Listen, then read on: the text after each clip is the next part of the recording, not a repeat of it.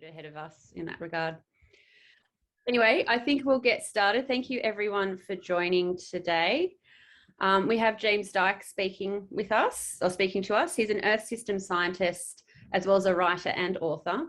He's the Assistant Director of the Global Systems Institute at the University of Exeter. So thank you so much for joining us, given the time zone.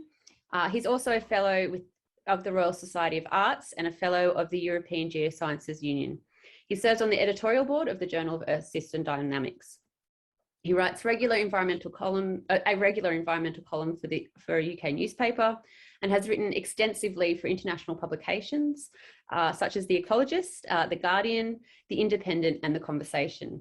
He has a book called Firestorm and Flood: The Violence of Climate Change, which was published this year.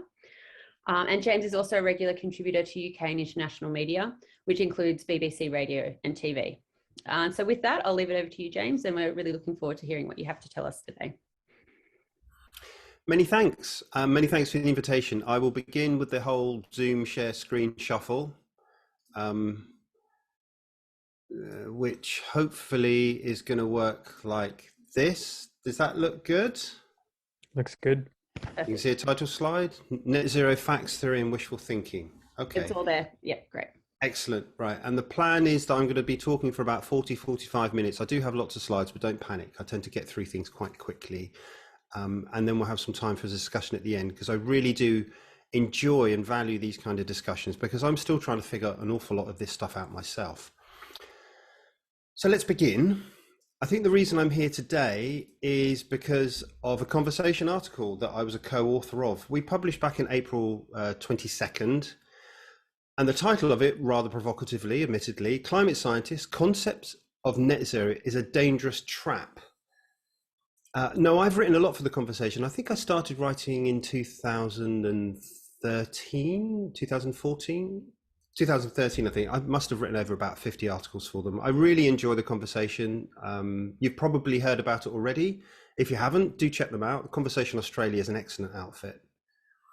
And like I said, I think the reason I'm here today is because this article did rather well. You know, it went viral, whatever that means these days. It's seen an awful lot of page views, and it's been republished. The thing about conversation articles, they're kind of Creative Commons published, in that it's encouraged for these things to be republished. But we also undertook something of a campaign, or there was a piece of work beforehand in which we paired up with organizations such as Apple News, The Independent. I've written quite a lot in the past for the UK newspaper, The Independent. And so we got a lot of coverage, and it's produced quite a lot of pointed critique, quite a lot of debate. I've spent an awful lot of my time in April, May, and in June talking to people, debating this issue online, social media. It's generated a lot of interest. One reason it's generated so much interest is it was picked up by folks such as Greta. So as well as the academic component, there's also a clear link to some climate and ecological crisis advocacy and activism. So I briefly want to say, why did this paper produce the kind of impact that it did? Well, obviously I'd like to think because it's a good paper, right? And we did a good job writing it. But I need to be realistic and honest. And I think the reason this thing particularly cut through is because who was on the paper? So I wrote it along with Bob Watson and Wolfgang Knorr. So Wolfgang's an interesting character. Wolfgang and I were both at the Max Planck Institute for Biogeochemistry in Jena, Germany. Our times nearly overlapped, but they didn't. He was previously a independent research group leader there. And Wolfgang's background was kind of Earth system modeling, terrestrial biosphere, ecosystem dynamics, interactions with the climate. And Wolfgang's undergone something of a journey where he's moved from a full-time scientist to practically what he would consider to be a full-time activist. And that journey has been the result of his increasing frustration with what he's seen as continual delays on society, politics, the climate policy system, responding to the ever-increasing, ever-shrill warnings that's been coming out of climate science. So he was a really important voice. But I think the reason it did cut through is because Bob Watson was on the paper. So Bob, if you don't know, was a previous chair of the IPCC. He was a previous chair of the IPBS, the Intergovernmental Panel on Biodiversity and Ecosystem Services. Bob is now emeritus professor, but he still works full time, and he's doing these big, large-scale synthesis reports, which is trying to meld climate science with biodiversity and ecosystem science, and produces these kind of landmark finding reports, which he then goes to talk to heads of state about in order to essentially do some advocacy for action on the climate and ecological crisis. Now, Bob wasn't just added into the paper. Bob, Wolfgang, and I have been talking for, must have been about 18 months in various ideas and projects related to the climate and ecological crisis. So I think certainly everything that's in the paper was written by ourselves. It was a contribution by Bob, Wolfgang, and myself. But I think the reason it really did cut through is because you've got somebody like a previous chair of the IPCC saying something is fundamentally wrong with this keystone of contemporary climate policy, net zero. So what is net zero? Presumably you know what net zero is, and you probably, some of you know what net zero is much, much more than I do, but just in case, and I'm going to make something of a case here. I'm trying to make something of a case about it's not just the application of net zero, it's the very concept of net zero which might be problematic. Net zero can be seen as a development, but distinctly different from something like carbon neutrality. Carbon neutrality is simply balancing emissions of carbon dioxide with its removal. How do you remove carbon dioxide? Well, there's low-tech ways such as planting trees, there's high-tech ways such as direct air capture, and there's everything in between. Net zero is not just carbon neutrality. But you wouldn't think that if you look at some simple definition. So this is something I grabbed from random from the UK National Grid, which propose their definition of net zero as, put simply, net zero refers to the balance between the amount of greenhouse gas produced and the amount removed from the atmosphere. We reach net zero when the amount we add is no more than the amount taken away. This is not true. This is not what net zero actually means. This is kind of carbon neutrality extended to all other forms of radiative forcing, all other greenhouse gases. So it's a kind of like a greenhouse gas neutral. Net zero is importantly different. Net zero, yes, it includes all greenhouse gas emissions, but within science-based targets on emissions reductions, as opposed to relying solely on offsetting. Now, I'm going to come back to this, but a crucial element that I need to first discuss is this kind of notion of science-based targets. And the way this is meant to work is that, and this is a cartoon, this is a caricature, and it's very messy, and the various steps interact in ways in clearly non-linear interactions. But basically, science determines the impacts of warming. So if we're going to emit this much greenhouse gases, it's going to produce this much warming, and that warming is going to translate into this much sea level rise, this much precipitation change, this much change in the intensity of tropical cyclones, right? And then society, politicians, economists, hedge fund managers determine targets or threshold for warming. What constitutes safe or dangerous climate change? Is it 1.5 degrees Celsius? Is it 2 degrees Celsius in terms of global values? Then science can determine your greenhouse gas budget. So if you want to limit warming to no more than 1.5 or well below 2 degrees Celsius, then this is how much carbon dioxide you have left to burn before you exceed that threshold. And then society determines how those greenhouse gas budgets are managed, right? There's a certain pie, you can only have so much of the pie, who gets to have which slices and how big are those slices? So already you can see the net zero intimately involves science within the management of the threats, the risks that climate change represents.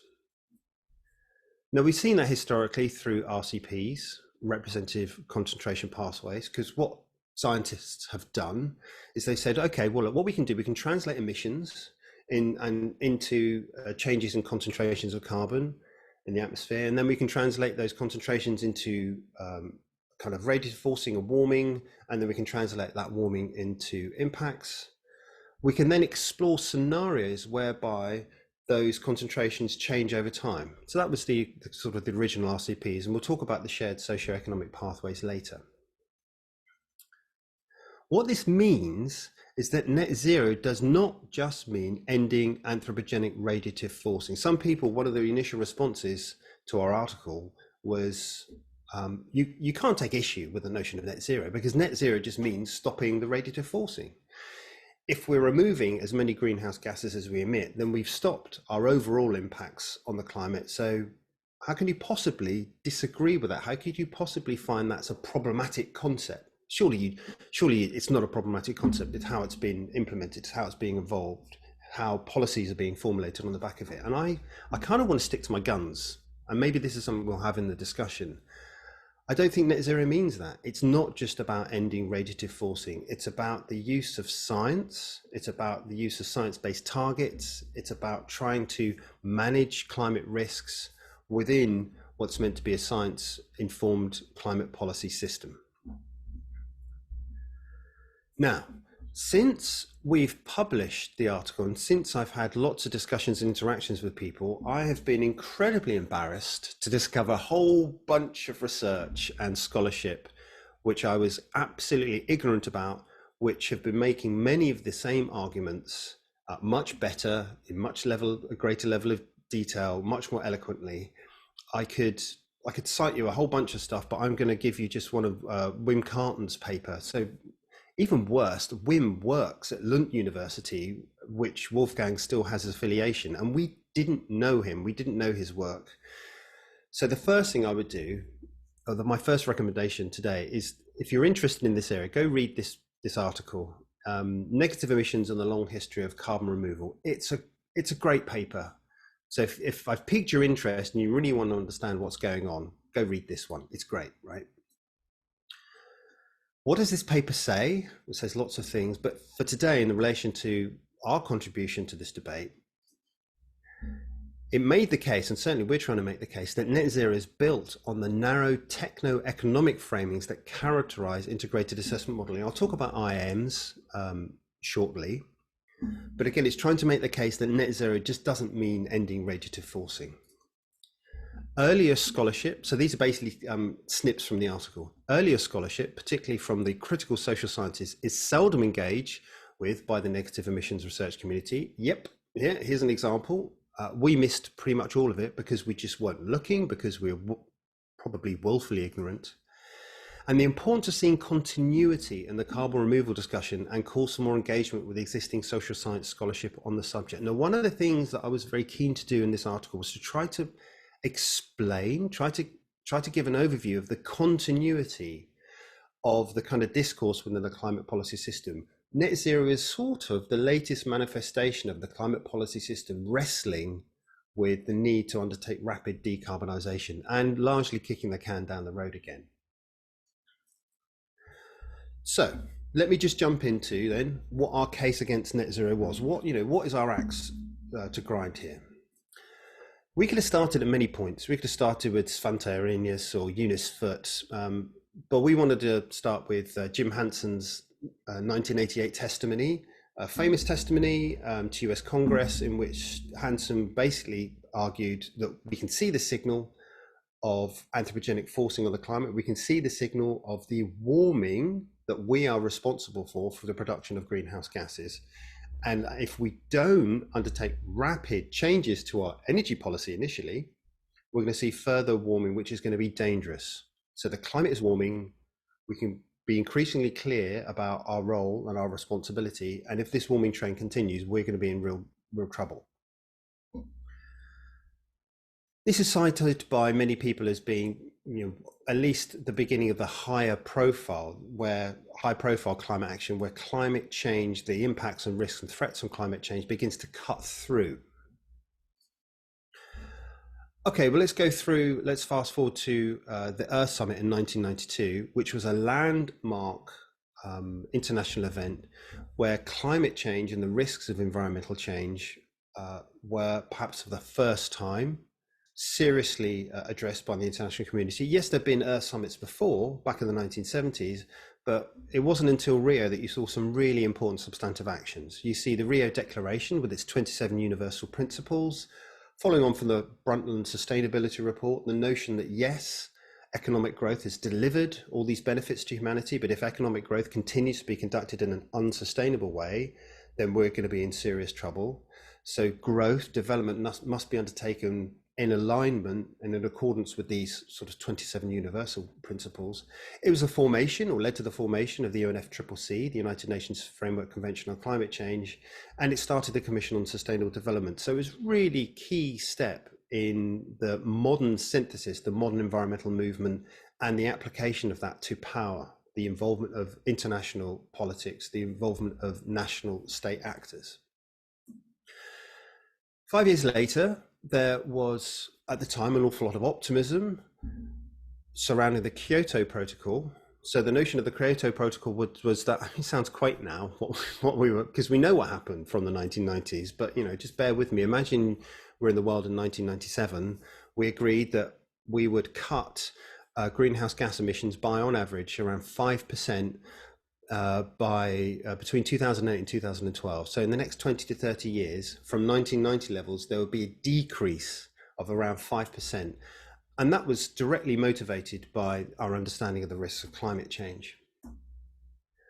This was a success for the presidency of Bill Clinton, and in particular the vice presidency of Al Gore, who we all know lost with that fateful recount in Florida, the presidency to George W. Bush, and then has gone on to become a prominent international climate campaigner. Tremendous success for them, but ultimately a political failure in the United States because it was never ratified by the Senate.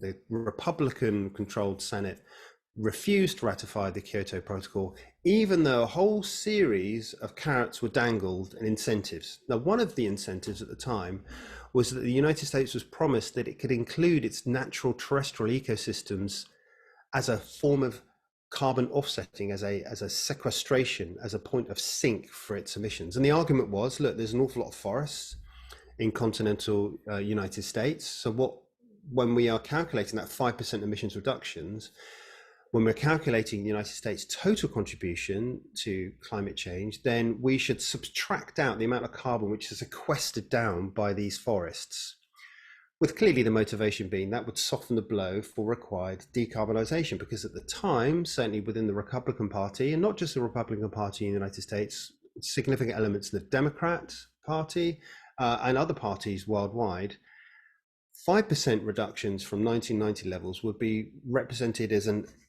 unacceptable drag on economic growth. It was simply too fast to decarbonize. And the reason was because fossil fuels then, certainly more then, but still now, represent the significant fraction of energy delivered for humanity.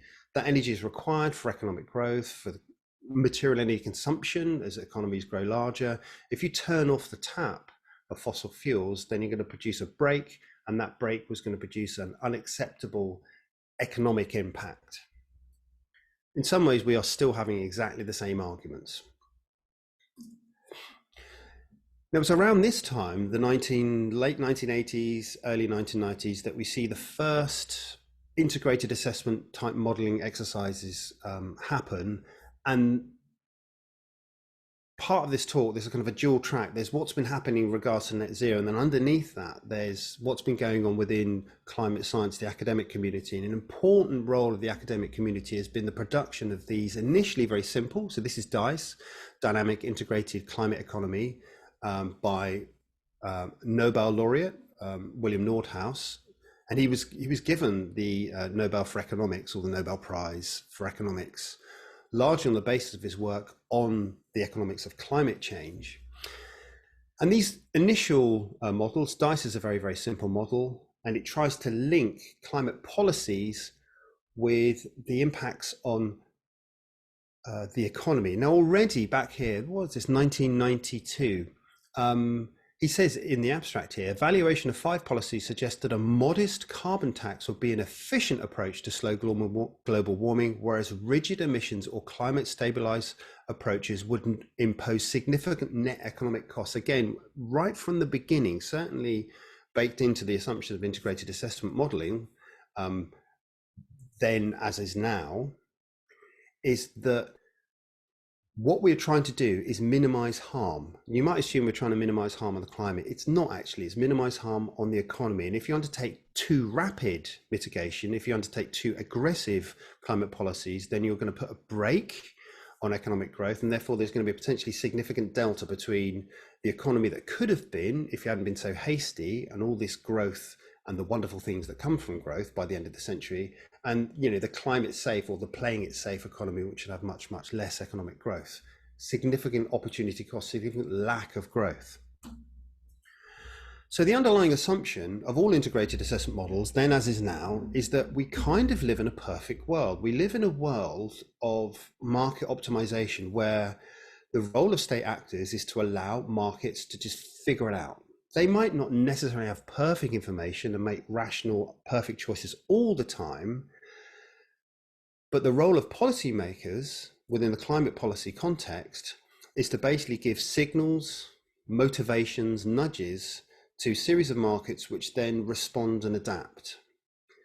The idea here, though, if you assume that there is some kind of optimal market performing already, that if you undertake a significant intervention, then you will necessarily do harm. You're going to reduce the optimality, you're going to reduce the efficiency.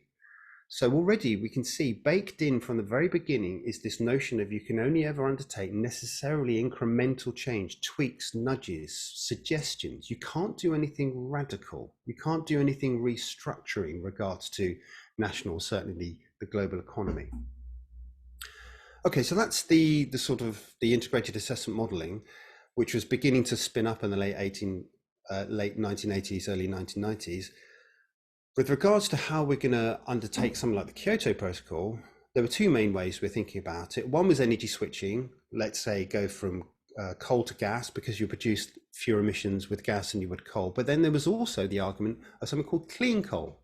And this is an idea that refuses to die, right? We've still got some proposals for clean coal operations. And clean coal is very simple. Coal produces an awful lot of carbon dioxide when you burn it. So what we would do, when you burn these hydrocarbons in the presence of oxygen, you would capture the carbon dioxide. And there's loads of different ways you might be able to do that. You could do it pre-combustion, post-combustion. You could put like a scrubber on the chimney of a thermal power plant, which would extract the carbon dioxide. And then once you've got it, you compress it and then put it somewhere. And we'll talk about the put it somewhere later. Very, very simple idea. So arguably, this is the first example of carbon capture and storage. This is a screen grab from a Juice Media short video about carbon capture and storage. If you haven't seen it, I really recommend it. The link's there, and I can put it in the chat later. The default version is not safe for work. In fact, I can't even say what the name of the series is because it's got quite some salty language. They do a safe for work and actual for schools version. It's awesome. It's a fantastic caricature, critique, satire around carbon capture and storage. But arguably, clean coal is the first example of capturing carbon and then storing it in order to, in direct response to the challenge of decarbonisation.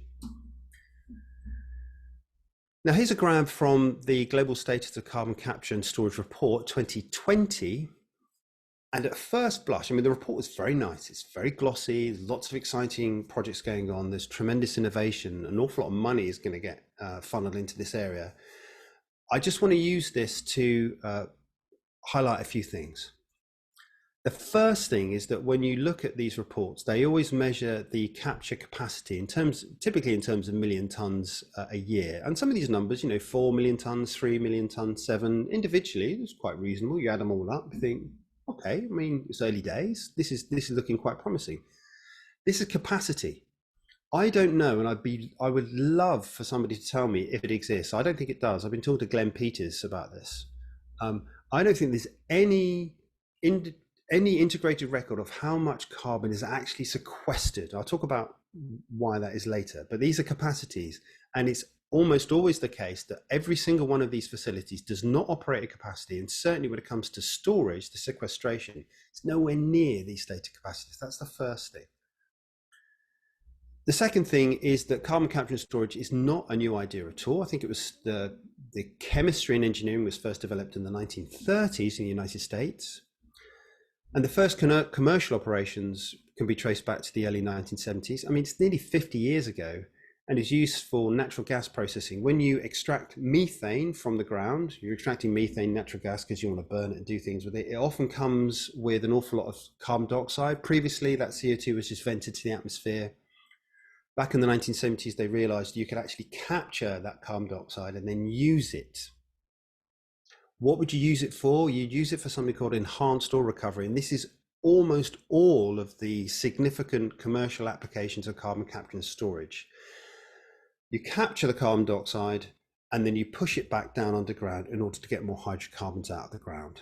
So, for example, here's a kind of a schematic of how carbon capture from a coal thermal plant would work. You burn the coal, produce electricity, you would then capture the carbon dioxide, you compress it, you pump it down underground to force oil from a depleted oil well to the heads of the oil well, which you would then push it back up in order to extract more oil. You can then blend in some of the oil with that carbon dioxide and then kind of recirculate it around and around.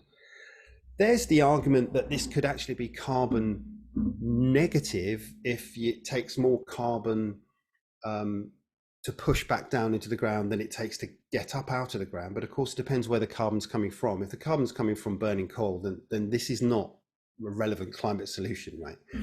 So it's still the case that pretty much all of the carbon capture storage activities and operations operating in the world are for getting more hydrocarbons out of the ground, and most of those are around separating the carbon dioxide from the methane, the fossil gas that you're getting out of the ground. So even if you were to capture all the carbon dioxide from the methane which is being extracted, you're going to burn the methane, so that is not a climate solution either.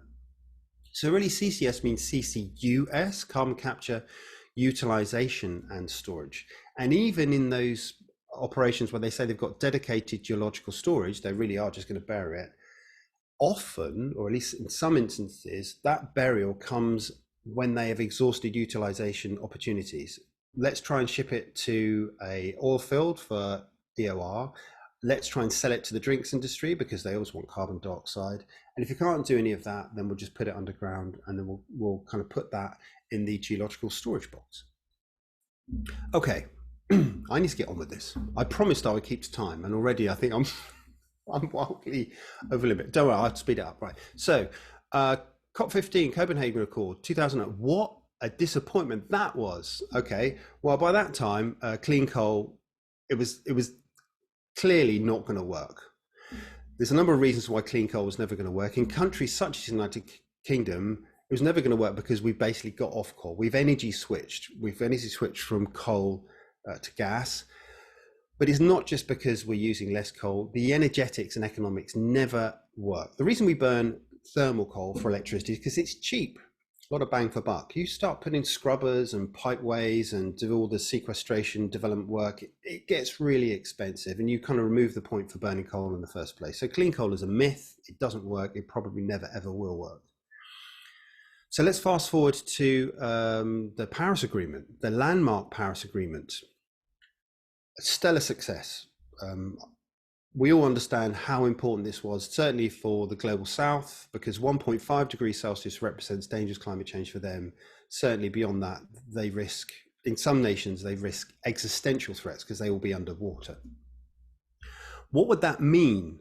So if we're going to ramp up the ambition from dangerous warming is 2 degrees and now it's only 1.5, what would that mean in terms of what we have to do in terms of decarbonisation? We come up with these crazy rates of decarbonisation. Now this is for a 66% chance of staying below 1.5. Constant emission, starting mitigation in 2019 will require monumental mitigation rates. How's it been going? Well, emissions, as you know, did go down last year as a consequence of the COVID pandemic. This year they're responding. We'll probably see the second largest rise in global emissions ever recorded by humans, and soon we'll probably be back to 2019 levels. We're nowhere near bending the curve, let alone undertaking something like mitigation rates like this. So this is where I think you can see the origins of the modern form of net zero. And there's two very different types of net zero. I think net zero started from the activists, from a climate activist perspective. An important person in that is Farhana Yamin. So Farhana is an environmental lawyer, an environmental activist, and she convened a number of meetings, largely with other women working in the climate policy space, whether they were in finance, whether in politics, whether in activists. And she, I think, is a key figure in how we could see the development of the modern notion of net zero. And it's a potentially really, really powerful concept. It starts or takes seriously the notion of common but differentiated responsibilities. Look, if we want to undertake a just transition, richer nations need to decarbonize faster. So that curve I just showed, in some respects, they need to go even faster because we need to buy developing nations more time to be able to exploit some of their natural resources, some of their resources of fossil fuels. How on earth are we going to be able to do that? Well, Fahana-based net zero policy formulations on this idea of science-based targets. By using science-based targets, you kind of pin policymakers down. You say, look, policymakers have agreed that we must limit warming to this much. Science tells us this is the greenhouse gas budget. You must stick to that budget. So then how can we use those budgets most effectively in order to undertake a just transition? Bearing in mind that given the rates of decarbonisation, some things will be practically impossible to decarbonise in the time that we've got. Give it 100 years, yes, we'll have electric planes and hydrogen planes and electric solar powered blimps or something.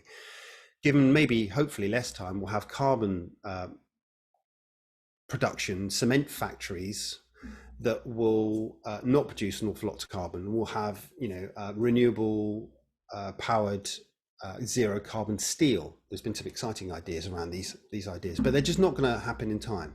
So we're always going to have to offset. We'll have to offset aviation. We'll have to offset cement manufacturing. Have to offset steel or something.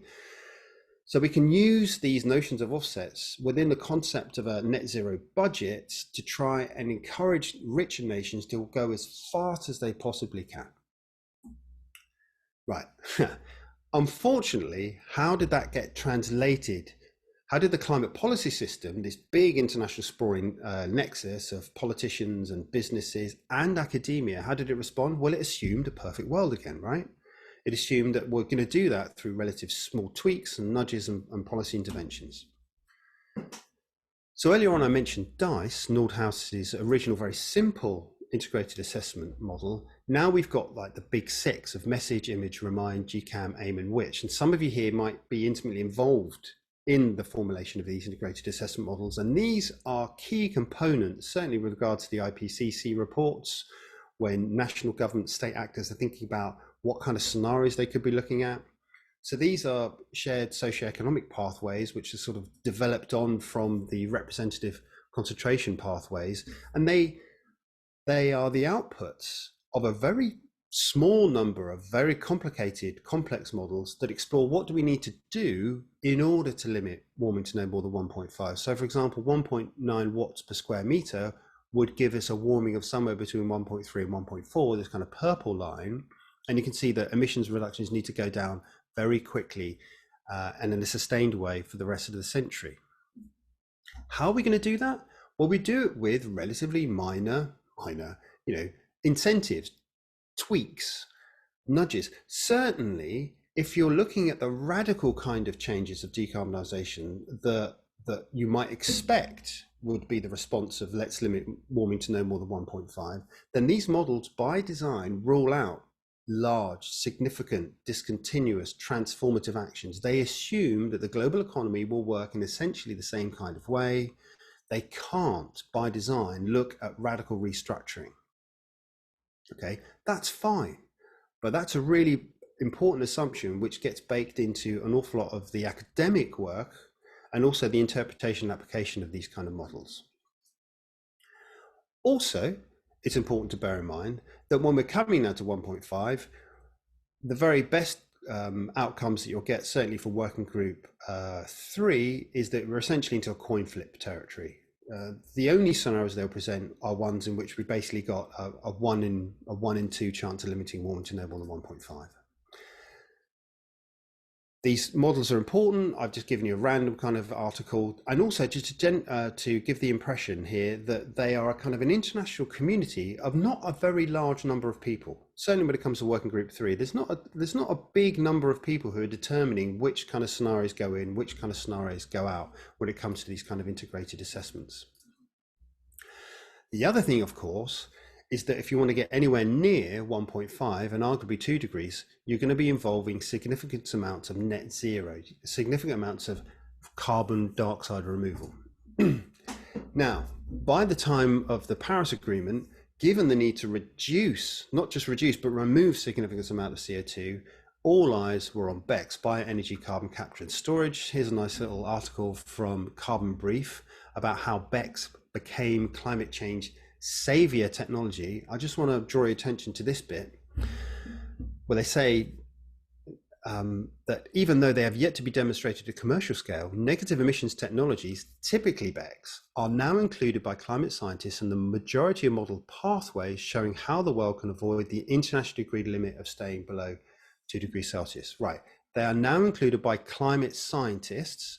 Climate science is intimately involved in the formulation of these policies, and they do that in the absence of any credible evidence these things will work. Basically, those negative emissions exist because they have to exist, because the international community, humanity, is not expected to undertake decarbonisation at sufficient rates in order to limit warming to no 1.5. They are necessary inventions in order for us to continue to make the case that we can limit warming to no more than 1.5. And climate science is intimately involved in that activity as via net zero. Perfect world. Perfect world, tweaks and nudges. Okay, so how is BECCS meant to work? Very briefly, and it's a very simple idea. As trees grow, they draw down carbon dioxide into their tissues. You then burn those trees, that biomass, instead of coal in a thermal power plant. Then you capture the carbon dioxide and you store it underground. So what's that going to do? It's going to do two things. One, it's going to generate electricity without producing carbon dioxide, but then it's going to reduce atmospheric concentrations of carbon dioxide because as the trees grow, they capture the carbon. Win-win, awesome. What's not to love about this idea? Well, the first problem is the sequestration is a really, really hard problem to fix. Just go back to the CCS Global Report. Let's go to the Gorgon project down there in Australia. Australia's waving the flag for carbon capture and dedicated geological storage. 3 billion project by Chevron received something like $60 million of, I think, federal funding. Does it work? No, it doesn't. It doesn't work. It's only captured about 30% of its target emissions. It's really hard to actually develop the sequestration side. On paper, there's loads of it. And actually to do it in practice, it's really, really difficult. You have to develop every sequestration site individually. Okay, so that's one problem. The other problem with BECCS is where you're going to get all this land mass from. There is increasing evidence that bioenergy is accelerating the deforestation of old growth forests, both in Europe, both in North and South America. We've seen the impacts that biofuels have had, palm oil plantations in Southeast Asia. This idea that BECCS is going to be a savior technology, certainly the shine has worn off. And anyone who works in food, energy, water nexus will begin to think, well, if you're proposing, planting trees over something like twice the surface area of India globally, largely in the lower latitudes, that's not going to be good. So now in contemporary discourse, where are we? We're probably in direct air capture. It's not going to be BECCS. Forget about BECCS. We never really meant what we said about BECCS. BECCS was a placeholder solution. What it's going to be now is direct air capture. And we're basically just going to suck the carbon dioxide directly out of the air. Well, I've got a few things to say about that. The first one is entropy. You're taking carbon previously, if it's in coal, in a very nice concentrated state, and then you are burning that, and those hydrocarbons and the carbon dioxide's going everywhere in the atmosphere. And now we're going to have to do an awful lot more work to get it back down into concentrated form and then put it underground. And there's lots of analysis in terms of economics and energetics as to, is this really going to scale up? It's being proposed because these solutions have to work. They have to work because if they don't work, we're going to be in serious trouble. That doesn't seem to be a very robust basis on which to propose these kind of climate solutions. There is exciting applications for things like direct capture. Here is carbon dioxide enriched agriculture. You can really significantly increase yields. But the idea that DAC, as it stands right now, or any foreseeable future, certainly within a 1.5 timeline, is going to have any kind of significant impact on limiting warming to 1.5, I think is a dangerous fantasy. this is what we've got to do. Right, so ways forward. Okay, that's not too bad for time, actually. So what I want to do is ask us, can we continually, as academics, separate the facts, the theory from the wishful thinking? So I'm just going to propose some ways forward, and maybe we can talk about them in the discussion. The first one, I think the way you might be able to salvage net zero is through something like twin targets. Everybody has got a net zero plan now. Shell's net zero plan is basically plant lots of trees whilst continuing to exploit deposits of hydrocarbons. I've been talking to some actors within the net zero space, and there is some interest in twin targets. So, for example, in COP26, the next COP, the next round of climate policy, rather than just nationally determined commitments or targets being based on what we think we might be able to do in terms of our net zero targets, let's clearly differentiate what net zero means. Let's have separate mitigation targets and let's have separate removals targets. We need to have forensic precision on mitigation targets, because even if you invoke potentially large-scale removals at some point over the rest of this century, if you don't undertake significant mitigation now, then we're never going to be anywhere near 1.5 or let alone 2. We're still heading towards 3 degrees Celsius. It's mitigation that we must have this laser-like focus on. So twin targets might be able to help, not just in a policy context, but in a public discourse, allow us to appreciate that there is still far too much delay with regards to climate action. Climate policies built around net zero have unfortunately still licensed a burn now, pay later approach, where we're doing very little on the mitigation and we're proposing fantastical carbon unicorns when it comes to removals. Next thing I think we need to do is we need to level with the public. We need to say the race to 1.5 has been lost. COP26 in Glasgow later this year has been, the last chance for 1.5. We're sick to death of last chances and, clock at 5 to midnight. There was never any credible chance we were going to limit to 1.5, given the climate policy system, given the assumption within integrated assessment models and within the climate policy system that we can only ever undertake incremental change. 1.5 would have required radical change, really quite transformative action. We could do it, absolutely. There's nothing about the laws of thermodynamics which means we can't, but this notion of incremental change to limit warming to 1.5 is a dangerous fantasy. And I think we need to be level with people when we say, look, this is a choice that's being made. We should have a discussion about that, whether it's through citizens' assemblies and deliberative democracies, however you want to do that. But this notion that somehow 1.5 is still within reach, I think is just not true. It's at worst delusional. Well, no, actually it's delusional. At worst, it's disingenuous, because those policymakers know that 1.5 is not going to happen in the absence of those kind of transformative policies.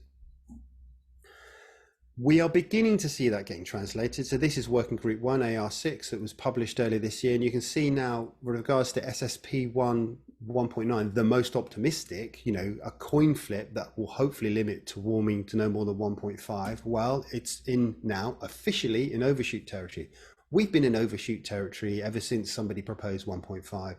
The idea is that we will exceed 1.5 by a bit, but then through carbon removals, we will get back down to 1.5 by the end of this century. As the years progress, as we delay mitigation further and further, the overshoot will get larger and larger. And at the moment, there's still a lot of wriggling room. The Australian Academy of Sciences earlier this year ruffled a few feathers by saying 1.5 is now impossible, and the Paris Agreement is at risk. And then there's a whole series of tedious discussions. Well, no, it isn't, because if you look at how they actually worded the Paris Agreement, they're very clever, and it allows an overshoot, and it's the long-term trend, and right? The most optimistic scenario that we've got now is that we've got a coin flip to overshoot and then recover.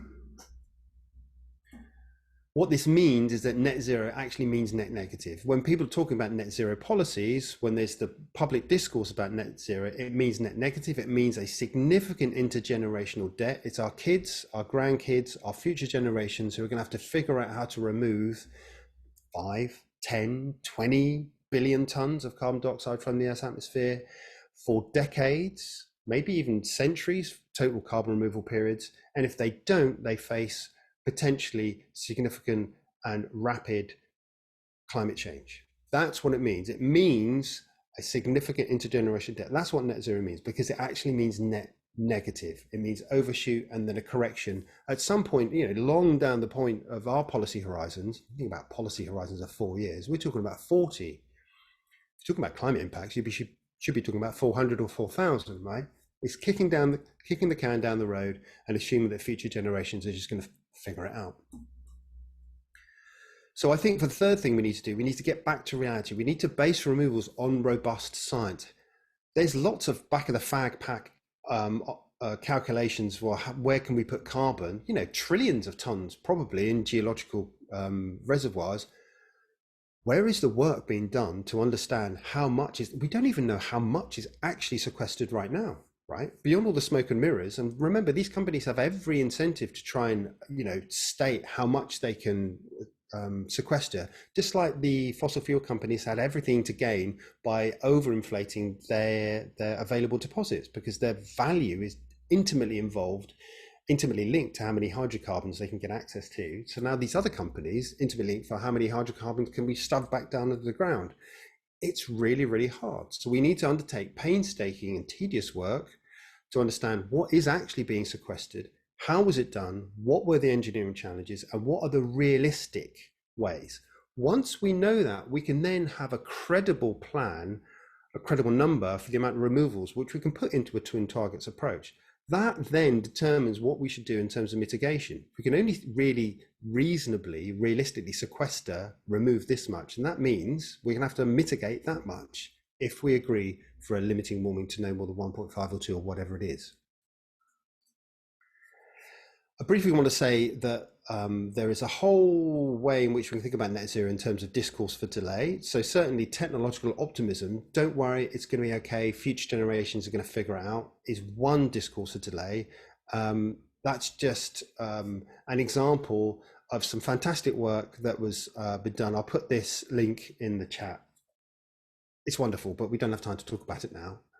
And the last thing is that I think we need to step over the line as academics. We need to empower academics to produce change. We can no longer say that there is a clear line between academia and the rest of society. As academics, we would love nothing more to work in our offices, to produce our papers, to produce a bit of impact generation by going on the telly or something, or writing a book. But largely speaking, what society does with our research is society's problem. It's not my problem. Society's going to figure it out. Academia, climate science, economics, social sciences are intimately involved in net zero through the intimate, unavoidable inclusion in a whole bunch of assumptions with how we think the global economy works, right?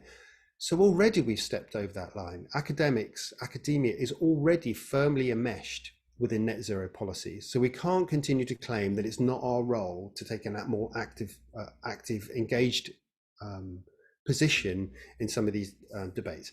Certainly one thing I think, and one of the things that certainly motivated Bob and Wolfgang to want to write the article, is that academics who've been working on climate science can no longer stay silent about future fantastical notions of carbon removals.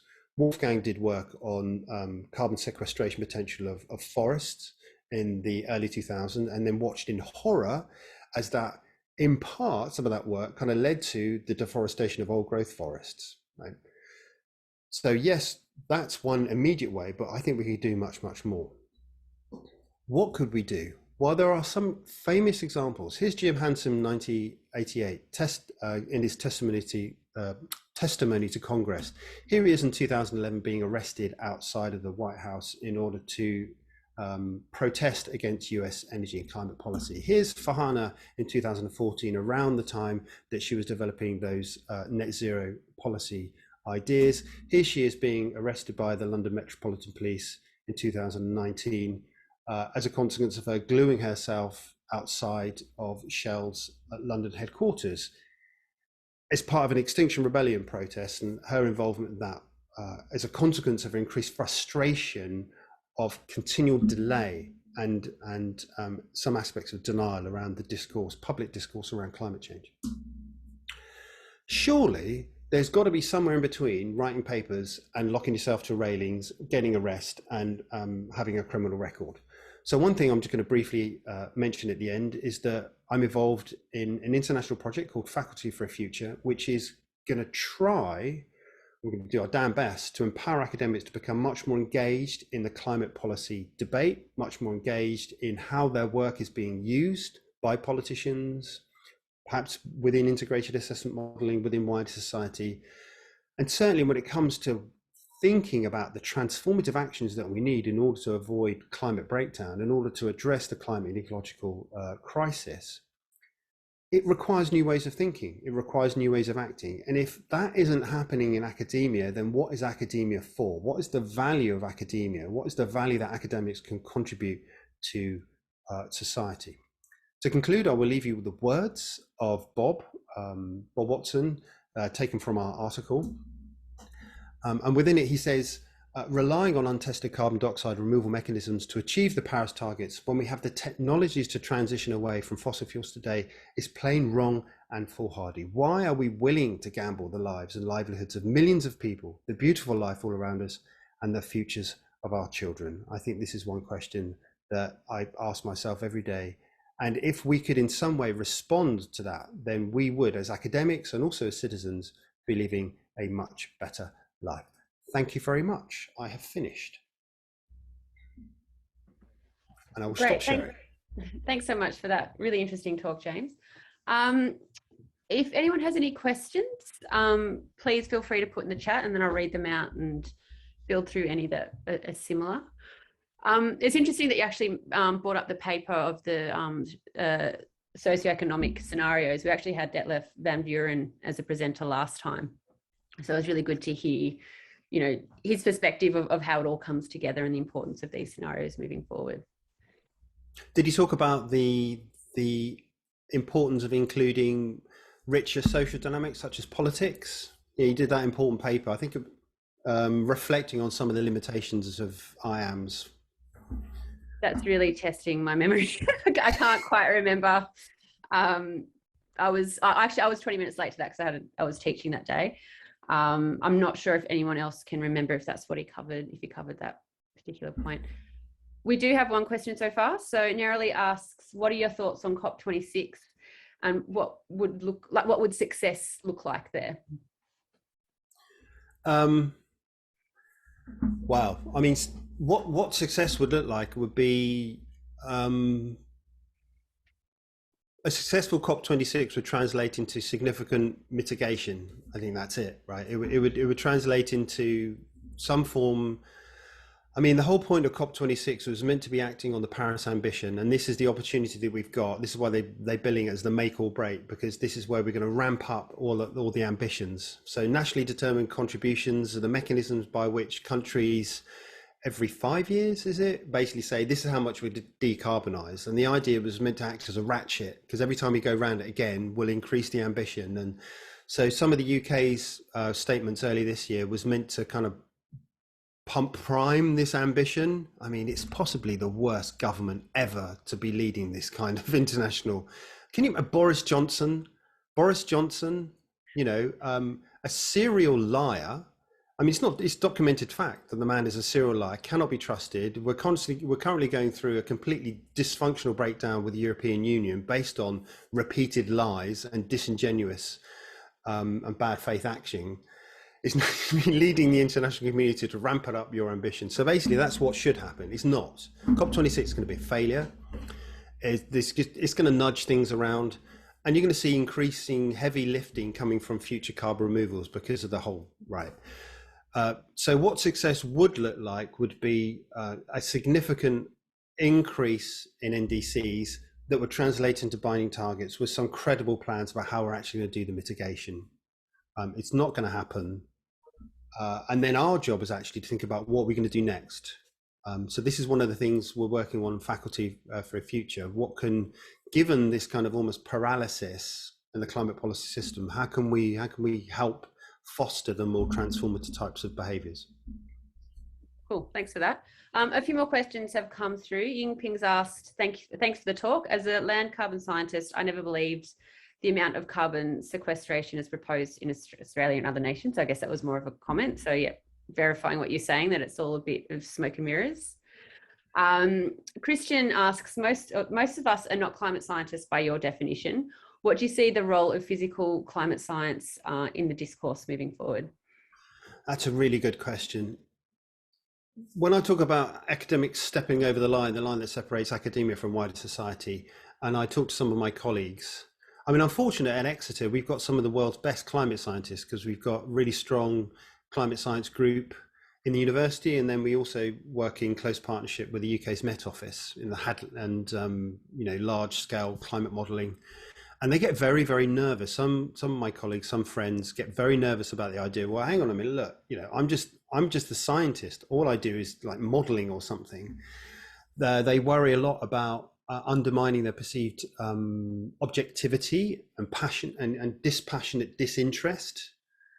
Now, I think that's largely as a consequence of the well-funded climate denial and skepticism machine that's been operating internationally for the last 30, 40 years. The repeated attacks on climate scientists, the climate gate, the University of East Anglia hack, that traumatized a whole bunch of climate scientists, some of whom are now here actually, right? So the last thing you want to do is stick your head out the parapet, because it's going to get shot off by some well-funded and pretty effective operators. But that doesn't mean you're not a citizen, and that doesn't mean you can't exercise your critical faculties and point out some of the fantastic nonsense surrounding proposed carbon removals. And as let's say you're a physicist, or let's say you're a mathematician working on climate science, given just how bad the situation is with the kind of these harebrained schemes for carbon removals, it doesn't take much work for you to actually begin to interact with it, engage with it, and do something numerous, where you can produce some analysis that could be potentially quite interesting.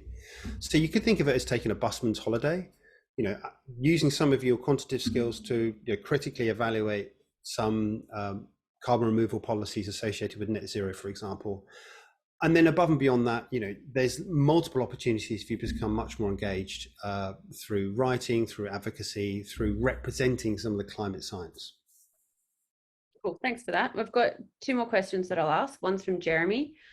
He agrees that the assessment of how New Zealand is used as a strategy of delay, what you said in that context. But how has what you said undermined the concept rather than how the concept is used or conceptualized? Yeah, so one of the big critiques that I've received is that I'm potentially doing a lot of damage to net zero because you are undermining it. And now climate policy is all now discussed in the context of net zero, the race to net zero, right? How quickly can we get to net zero? How can we motivate people to do some of the things we need to net zero? So we can't be naive about this. So at the moment in the UK politics landscape, there are significant voices within the UK Conservative Party that are undertaking a sustained attack on net zero. They're arguing it's going to be too expensive. Replacing gas-fired boilers with ground source heat pumps represents too big a cost. It's going to impact energy security. It's going to put people into fuel poverty. It's going to disproportionately affect poorer people. I don't think they really give a monkeys about that. They're giving a monkeys about protecting vested fossil fuel interests. So if you rock up and start saying net zero is a load of rubbish, then you are inadvertently giving ammunition to do that. The way in which we avoid that is by trying to move net zero forward, and I would argue one way is through something like twin targets, by trying to pull back the focus on what you're actually proposing on doing on mitigation. So in that instance, they're saying, oh, it's going to be expensive. Okay, it will be. Then the question is who pays? The question is, the problem we've got is who pays. Now, in the absence of that, how would you propose we undertake mitigation? And it's at that point, then many of these quite regressive forces will talk about all these fantastical future removals. We need to remove those from the discussion and keep the laser-like focus on what are your plans for actual mitigation? Because if you don't have any actual plans for mitigation, you're just essentially another force of delay. So that's how I think you can actually kind of more operationalize net zero. I mean, look, net zero, the Australian, Murdoch's media empire recently came out, right? It's undertaken its transformative response to climate change is now about net zero. That's just a further example of how you're devaluing the very concept, because there's no intention whatsoever they're going to change their significant editorial stance, right? So if anything, we need to save net zero from these much more regressive forces. Cool, thanks. So there's one more question here on the chat, and there's a couple of questions that have popped up on Facebook. James asks, what advice would you have for young researchers who still have decided on a path but want to make a tangible difference? Oh, wow. Yeah. Good question, I think. I want to say I don't want to be impolite about this. Look, there are solutions, and there's the things that we really need, right? If you're just starting your career, there's going to be a lot of money. There's going to be a lot of opportunities for us to look at future carbon removals, and a lot of it is going to be nonsense, right? The hard work, the really hard work to be done is how do we stop burning fossil fuels? Really, I mean, that's, we need to remember that's what we need to do. We need to stop burning coal, oil and gas. Now, what do we need to stop burning coal, oil and gas? It could be that we need better battery storage. So I know relatively junior scientists who decided that that's what they wanted to go into because that's going to be a key part of renewable transformations. It could be that we need to design better wind turbine tips, or we need to undertake more circular economy in the production and recycling of wind turbines. Whatever it is, don't lose sight of what we need to do, which is get off fossil fuels as quickly as we possibly can. And once you really begin to work through that, you can see it's going to have transformative effects throughout society, certainly internationally, if we want a just transition. So if your background is physics, then there's going to be lots of opportunities. There's going to be social science, arguably there's going to be just as many, if not more. But try to remain grounded in what we need to do. We've got to stop burning coal, oil and gas, and then everything that entails. Great, thanks. That's really good advice. So Dan on Facebook asks, do you agree with Kevin Anderson that carbon capture technology and use is not a problem, but using the technology as an excuse for avoiding emissions reductions is the problem? Yes, there's nothing inherently bad. I think in the article, I think we say there's nothing wrong about looking at ways in which we can capture carbon, and certainly given how late we've given it, the ability, the technology to be able to capture carbon, sequester it, could be really important.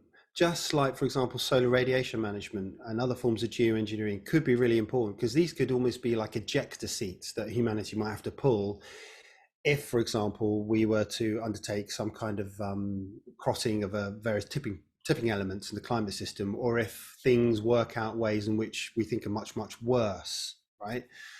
But that's not how they'll be using. It's being proposed that we're not going to land the plane, we're just going to pull the ejector seat and land with a parachute or something, right? It is incredibly reckless. So yes, we should research carbon removal. We certainly need to research sequestration, and we also need to research things like SRM. The problem is how it's been abused and how it has been misused in order to essentially just delay mitigation, in order to prolong the use of coal, oil and gas. So that's where the danger comes from. Absolutely. And last question, do you think that 2 or 3 degrees Celsius, I'm assuming global warming, is safe? And if not, how about instead of net zero, we have net minus a certain amount, say 40 gigatons a year? So that, should that be the focus should emissions reduction be the focus as opposed to like a global warming threshold? Yeah, so I mean, whether or not 1.5 or 2 or 3 is safe will strongly be determined by who you are. So the whole point of the Paris Agreement being a success is there was a success for the global developing South, because 1.5 and beyond is dangerous for them. Somewhere in the United Kingdom, 1.5 is probably okay, 2 degrees is probably okay. Life will carry on perhaps pretty much as normal, but for some people, they will be underwater. Some people will be dead because of extreme weather events. So it seems reasonable to me that we should base what's dangerous on, who will be affected the most at the lowest temperature thresholds. The problem has come in the notion of net zero and science-based targets with how we're meant to respond to that. Because as soon as you've got this budget, and as soon as you've got academia intimately involved in science, intimately involved in the formulation of budget, and then future scenarios of how that budget could be managed, we're into almost kind of like a fantasy land. So as much as the fantasy land of this kind of perfect market optimization right now, we're living this perfect information and perfect market optimization, we've also evoked perfect future worlds, which feature, billions, tens and tens of, over the lifetime, hundreds of billions of tons of carbon removal. And you can concoct all these kind of fantasies, right? So that's where the danger comes from. really what we need to be doing, and what people have been saying for decades, is we need to stop burning coal, oil and gas, and we need to do it as quickly as possible. So it's all about mitigation. So to a certain extent, yes, policymakers have latched onto the idea of net zero because it allows them much to produce this kind of what Kevin Anderson calls it, like a rosier picture. You know, we don't need to decarbonize too fast. We can have everything that we want. We continue with economic growth, than rather seriously address the challenge of climate change.